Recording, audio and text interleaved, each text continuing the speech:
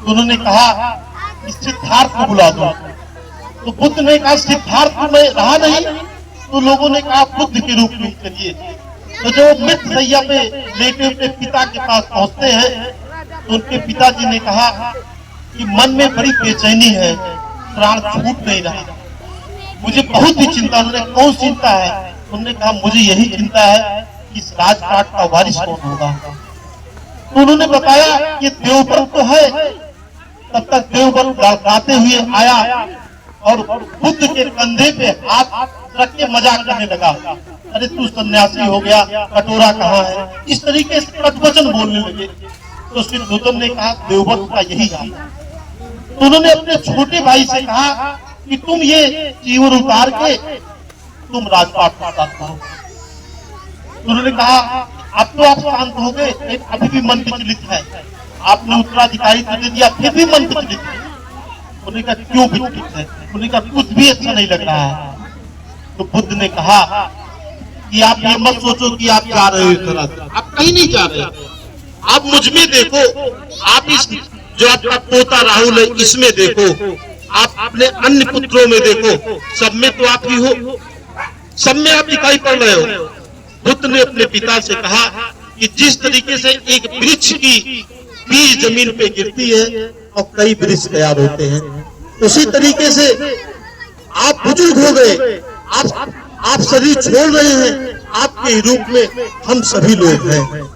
तो जिस तरीके से वृक्ष से कई वृक्ष होते हैं और वृक्ष सूख जाता है, उसकी लकड़ियां हम प्रयोग में लेते हैं, उसी तरीके से हमारी ये शरीर छूटती है, तो जो हमारे परिवार जो बचते हैं, ये जो उन संस्कारों को, अपने पूर्व जो के संस्कारों को जीवित रखते हैं, ये मान लीजिए कि उस परिवार में वो व्यक्ति जीवित है।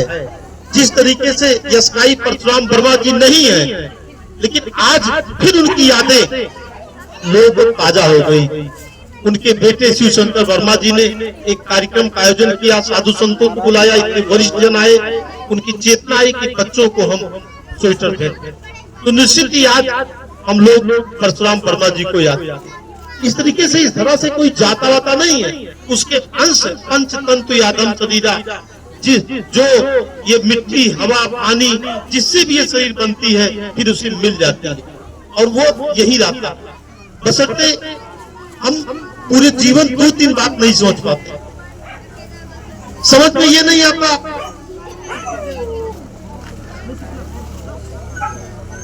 हम लोग ये नहीं समझ में आता कि हम कब जीवन का आनंद लें। भैया खाली पानी दे, पानी। ये जिंदगी मिली है आनंद के लिए, आनंद विचार के लिए। हम बच्चे थे, इन्हीं नौनिहाल जैसे बड़े हो गए, माँ बाप ने कहा खूब पढ़ो लिखो, हम खूब पढ़े लिखे, हम नौकरी में आए, खेती कर रहे हैं, फिर विवाह हो गया, फिर हमारे ही बच्चे आ गए, फिर उन बच्चों के भरण पोषण में वो बड़े हो गए। यही करते करते जीवन बीत जाता है और समझ में नहीं आता कि हम आनंद करते। हम सोचते यही करते करते 60 की ऊपर उम्र हो जाती है, तब तक ब्लड प्रेशर, शुगर, दुनिया भर के रोग आ जाते हैं, ना मीठा खा सकते, ना कुछ कर सकते, घुटने दगा दे देते हैं, और तब सोचते तो बड़ा भूल हो गया, जीवन का आनंद ही चला गया। तो आनंद लेना कैसे है?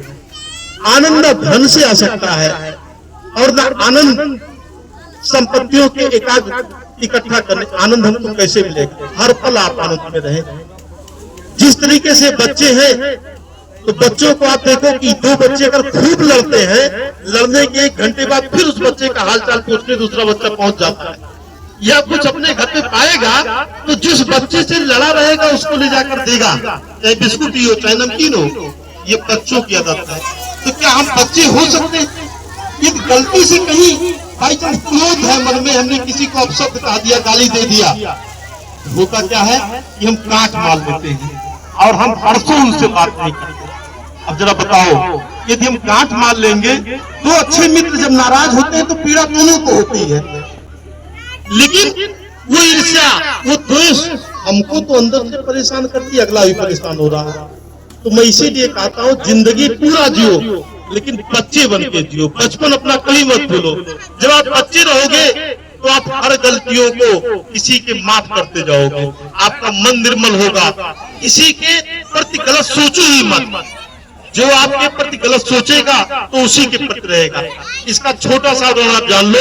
यदि कोई आपको खूब गाली दे रहा हो क्रोध में, आप शांत होकर खड़े रहिए, आप एकदम खड़े रहिए। गलती से आप कहीं मुस्कुरा देंगे, हंस देंगे तो 2-4 गाली वो और देगा आपको। और अंत में उससे यही पूछिए कि कोई सामान आप जैसे स्वेटर शिव शंकर जी बच्चों को बांटे, यदि बच्चे स्वेटर को ना लेते तो क्या स्वेटर बच्चों के पास जाता? आप बताइए, जाता? तो कोई व्यक्ति आपको गाली दे रहा है तो उस गाली को आप मत लीजिए, अपने मन में मत उतारिए, तो गाली उसी के पास रह गया, आपके पास नहीं आया। तो जिंदगी में दूसरे का कष्ट, दूसरे का क्रोध स्वयं में मत लाइए अंदर। जो कहा गया साधना, साधुओं कबीर साहब ने कहा संतो सहज समाधि भाई।